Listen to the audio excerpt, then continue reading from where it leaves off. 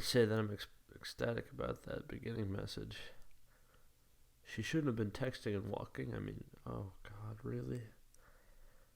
This is exactly what I was worried about from the pilot, or not the pilot, sorry, the beginning episode premiere with the whole technology message. But, yikes.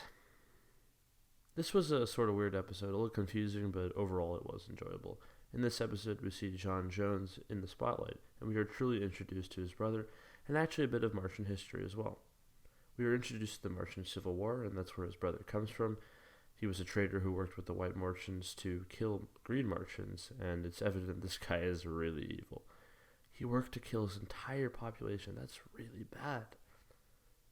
He worked and abided in the genocide of his own people. He's also working with a white Martian now, who was killed by Supergirl and Brady and Alex. But this guy is bad news. We have never had a Martian as a villain, and Martians are returning characters like Miss Martian's in it, and of course John Jones' father.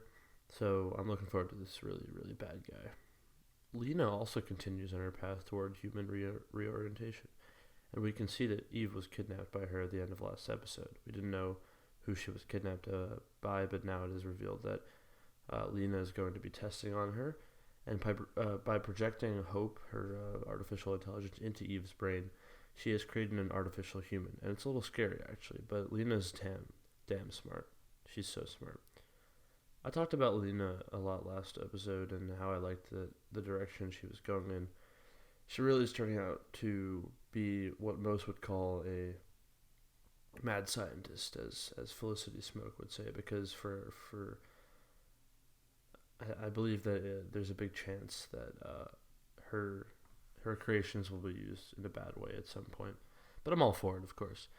How about Jimmy becoming a politician, right, though? I mean, I can totally see it happening, and it looks like it will be happening. He's a confident leader, and although he never thought about being a politician, he was scrolling through the Smithsonian opportunity, and he looked really longingly at the political newscast. So he's fit for this job, and once again, I am sad to see him go, but I'm happy to see the character succeed. We also get to see Alex and Kelly's relationship grow. It looks like that relationship may end in a marriage, and I mean, who knows? Alex really does deserve it. The dialogue is a little cringy, but it's love talk, so what can you expect, right?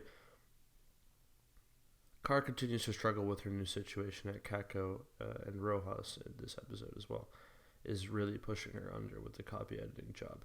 She also continues to argue and conflict with William, although it turns out he's actually not a bad guy.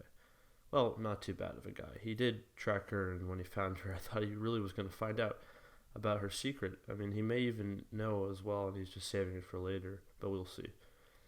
He does do charity, though, so there's no black and white here, only shades of gray. I'll be keeping an eye or two on this guy going forward. Brady and Neonal.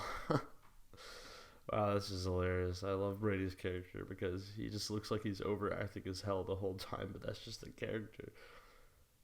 Nia doesn't look like she's having a great time, but he's trying.